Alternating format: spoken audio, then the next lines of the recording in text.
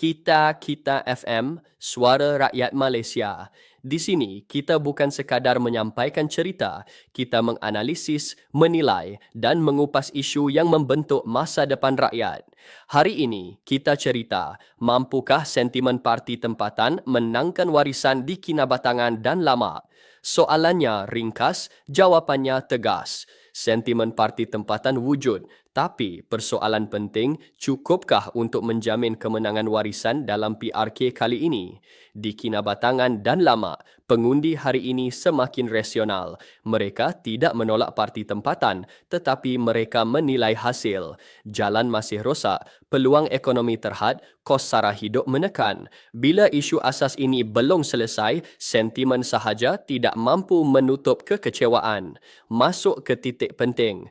Kinabatangan bukan kawasan undi ikut bendera, ia kawasan undi ikut perbandingan. Calon lawan calon, janji lawan realiti. Jika sentimen parti tempatan benar-benar ampuh, sokongan tidak akan turun naik. Jangan kita lupa, BN telah berakar di Kinabatangan. Pengundi setia mereka kuat.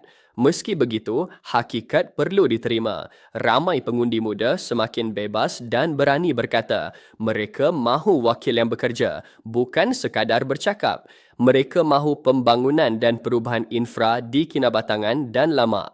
Mereka dilema, pilih pembangkang atau kerajaan. Pilih kerajaan, tapi sejarah lalu juga kerajaan memerintah tidak mampu atasi masalah kemudahan asas. Jika pembangkang pula, bagaimana dengan peruntukan pembangunan? Kesimpulannya jelas, jika warisan terus bergantung kepada sentimen parti tempatan, risikonya besar.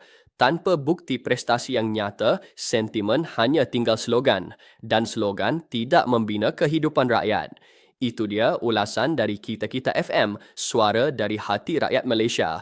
Jangan lupa, kita bukan sekadar mendengar, kita menganalisis, menilai dan bertindak. Jumpa lagi dalam segmen seterusnya. Terima kasih.